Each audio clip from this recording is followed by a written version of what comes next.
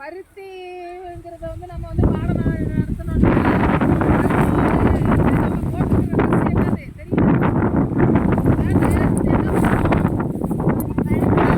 பருத்தி செடி வந்து என்னென்ன இருக்கு பாரு அப்படியே வந்து இன்னைக்கு உங்களுக்கு பயணமா நேரடியா இன்னைக்கு காமிக்கிறோம். இதுல பாத்தீங்கன்னா பருத்தி செடி இதோ சுத்திலும் பாருங்க. இதுல பருத்தி வயல்ல நிக்கிறோம் நம்ம. சரியா? பருத்தி செடியா எல்லாரும் பாத்துருக்கீங்கல்ல? நீங்க பாத்துக்கோங்க. இதுக்கு விளக்கம் வந்து நம்ம சார் சொல்லுவாங்க. பருத்தி வந்து என்ன ஒரு பணப்பயிர்னு சொல்லுவாங்க. படிச்சிருக்கீங்களா? பருத்தி வந்து ஒரு பணப்பயிர். பருத்தி பஞ்சு எடுத்து பஞ்சுலேருந்து என்ன எடுக்கிறாங்க?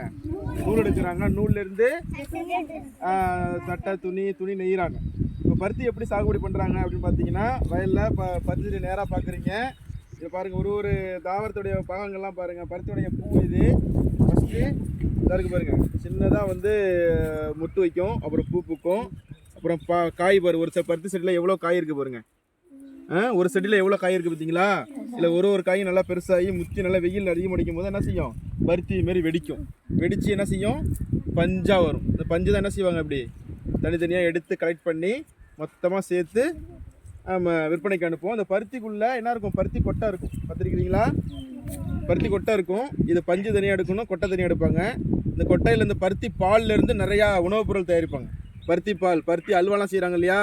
இந்த பால்லேருந்து தான் பருத்தி அல்வா செய்வாங்க. திரும்பி இது மாட்டுக்கு புண்ணாக்காகவும் வரும். பருத்தி கொட்டை அரைச்சி போட்டோம் நல்லா பால் சுரக்குங்கிறதாக மாட்டுக்கு உணவாக பயன்படுத்துகிறோம். பஞ்சை வந்து நம்ம துணி நெய்வதற்கு பின்னால் இதுக்கு திருப்பூர், கோயம்புத்தூர்லாம் நிறையா பின்னாடி ஆலைகள்லாம் இருக்குது பாரு.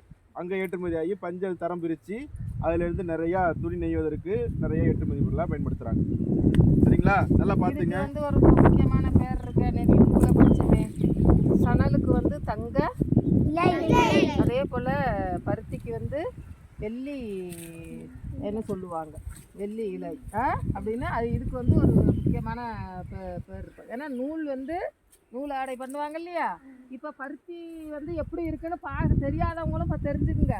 அதுலேருந்து பாருங்கள் வெடித்து எவ்வளோ பூவெல்லாம் எவ்வளோ அழகாக வந்து அந்த வெடித்து பஞ்சியாக இருக்குது பார்த்தீங்களா?